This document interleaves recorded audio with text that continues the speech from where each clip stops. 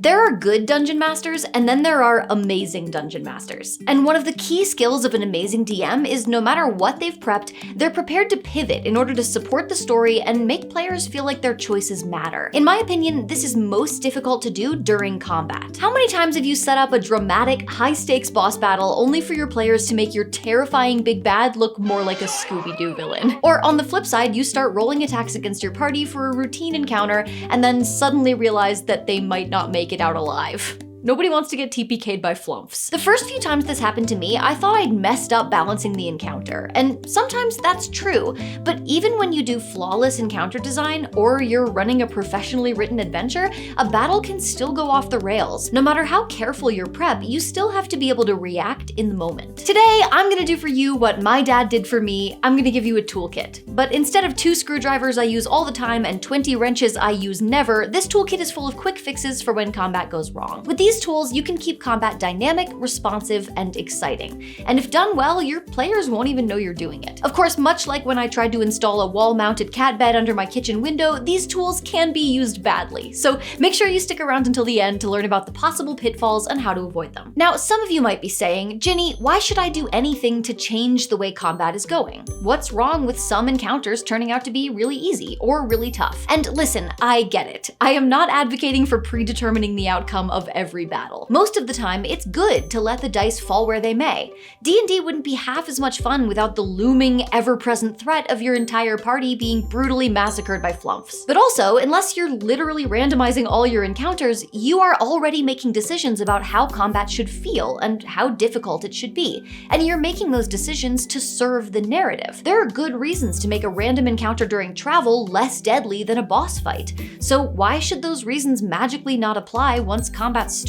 To quote Matt Colville, encounter design doesn't stop once initiative is called. And you can trust him, because being named Matt seems to have a strong correlation with D&D expertise. Victories are most satisfying for players when they feel earned. If the story so far has told them that the bad guy is super powerful and then they wipe him out in a single round, not only does that make the game feel inconsistent and unbelievable, but the players don't feel like heroes for defeating him. It just feels anticlimactic. Likewise, unless you're playing a meat grinder campaign, most players don't want to permanently lose a character or even the whole party to a combat that doesn't feel important. If you die trying to save the world, that can be dramatic and meaningful. Or if you die because you came unprepared to a battle that you knew would be dangerous, then at least the consequences are a direct result of your actions. But if you die fighting a randomly generated pack of wolves while on your way to go shopping, that isn't going to feel satisfying to players.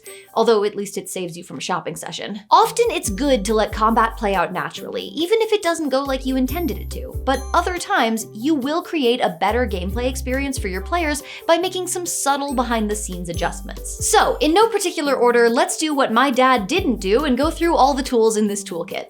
No, seriously, what the is this supposed to be? Activate superpower. If a baddie isn't hitting as hard as you'd like, or if you're noticing a specific weakness that you hadn't considered, it can be helpful to just give them a new ability to make up for it.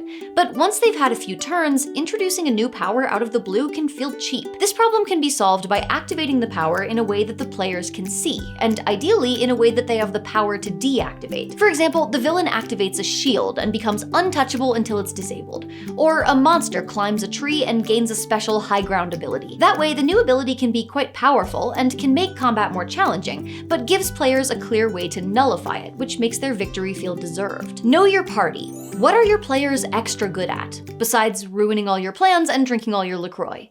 No, I'm not bitter, I just would have bought another box if I'd have known everybody was gonna have 2. If combat isn't going their way and you want to give them a leg up, let them do the stuff they're good at. Fire projectiles at your monk, deal fire damage to your tieflings, walk away from PCs with the sentinel feat.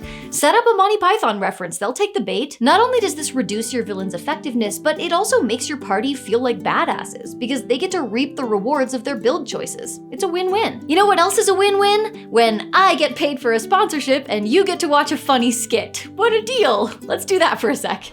So, you want to become a master magician. I had the same dream once. The same foolish dream.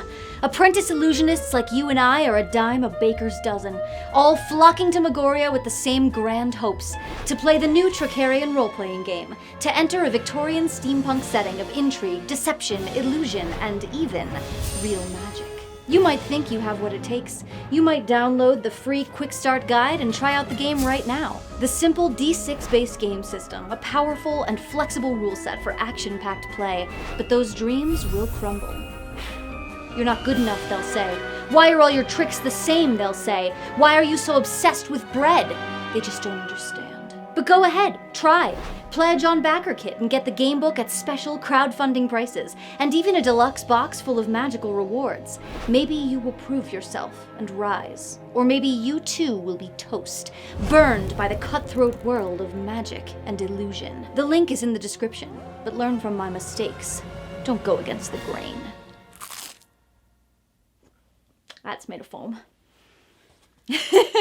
And we're back. Next up, the buddy system. In D&D, action economy has a huge influence on how combat plays out. Even really powerful creatures are gonna struggle if they only get one turn to your party's 5. That's why your biggest bads should never fight alone. And don't worry, it's never too late to bring in backup. A pack of monsters can call for help, a villain can summon more minions, or maybe the creature had a mate waiting in the shadows the whole time. Why didn't it join the battle earlier? I don't know. That's something they're gonna have to address in couples therapy later. It's none of your business. To make sure it feels earned, I'd recommend that the act of calling for help cost your baddies something, like their turn or a spell slot. On the flip side, when you have a group of monsters that are hitting much harder than you anticipated, it may be time for fewer buddies. Basically, anytime you have a large group of enemies and you want to make them less effective, find a way to reduce their numbers. Maybe the villain uses an AoE attack and lets their own minions get caught in the blast, or even sacrifices their minions in order to heal or strengthen themselves in some way. Maybe the minions unionize.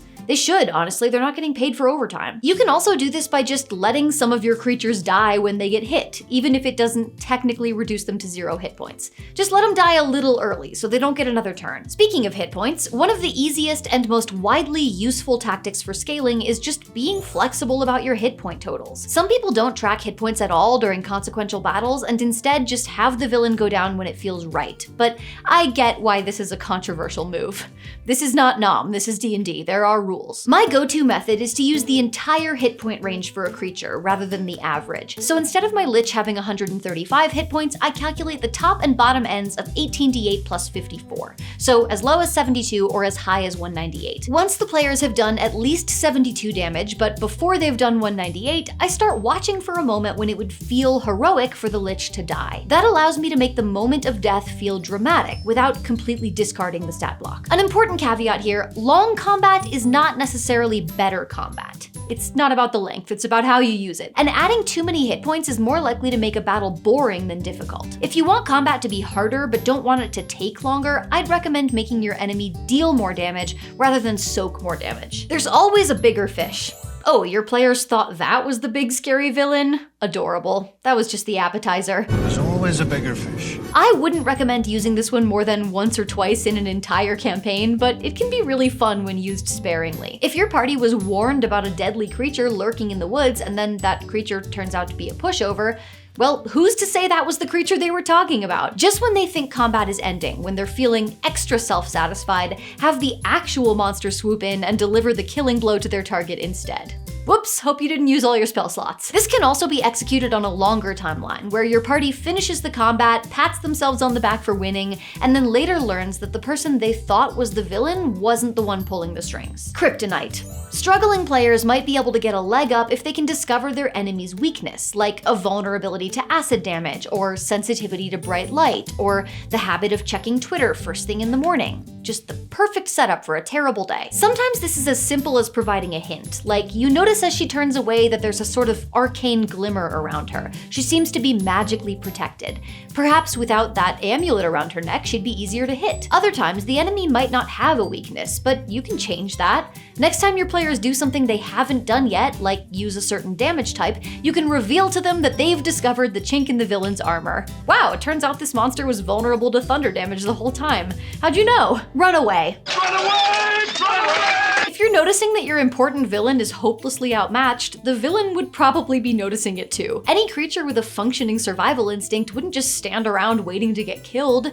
You know what they say, he that fights and runs away lives to fight another day, but he that is in battle slain The rain in Spain stays mainly on the plane or something. If you can do it believably, try giving them a quick way out that makes sense for them, like a teleportation spell or a secret trapdoor in their lair. That way, players still feel like they won. They sent the bad guy running after all, but this allows you to bring the villain back later, this time more powerful and more prepared. This one has a counterpart for when you're accidentally hitting too hard. I call it, I'll let you live. With this technique, the villain could finish the heroes off, but chooses not to for some reason. Maybe they feel so confident that the party isn't a threat to them that they use them to send a message.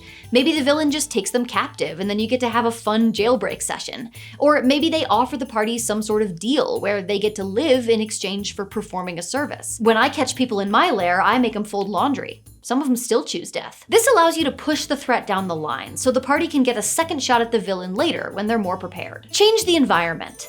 I think this is just generally good advice for dynamic combat, but changing the environment during a battle can also be used intentionally to help or hinder the party. For example, if your monsters are getting wiped out by ranged attacks, a structure collapsing can give them cover to hide behind. If the monster is immune to fire damage, have them start some fires so that players have to move carefully or take damage, even as the monster is unaffected. On the flip side, if the environment is currently benefiting the baddies, you can change that too. Maybe the earth quakes and huge fissures open up, allowing your PCs to push their opponents in, or preventing a horde of monsters from attacking en masse by forcing them through a choke point. This isn't even my final form. This one works best for big, narratively important bad guys, the kind of villains you've been building up as a long-term threat. When you feel like a boss battle is kind of underwhelming, try having your big bad undergo some sort of transformation. Like maybe the mad scientist drinks from a toxic-looking vial and mutates before your party's eyes, gaining new abilities. Think of Ketheric Thorm in Baldur's Gate 3, calling out to his god for help and being transformed into the avatar of Merkel.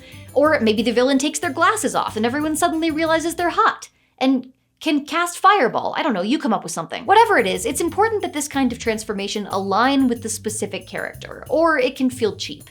But if you can come up with a transformation that makes sense, this move can be very dramatic. Surprise ally. If your party is really struggling, maybe they just need a little help. A beloved or unexpected NPC swooping in to fight alongside them can be a really impactful moment if you can sell it. Now, it's very easy for this one to feel like a Deus Ex Machina if you're not careful, so I think it's important to only whip this one out when you think there's a strong narrative setup for it. Maybe they have a powerful ally who knew about their plans and decided to check in on them. You could even take an NPC that you planned on introducing later and instead introduce them in combat. Whatever you go with, I would suggest that this NPC give your party as little help as possible, just the nudge they need to allow them to win. Otherwise, it can feel like a cop-out for an NPC to step in and heroically steal the spotlight. But wait, before you start working any of these into your games, I gotta slap a big warning label on the front of this toolkit. Don't just start smashing stuff with a hammer. These tools need to be used in the right way in order to have the desired result. No matter how you choose to scale combat during encounters, it's absolutely essential that you remember what your goal is. Your goal isn't to win, it's to create a compelling game for your players.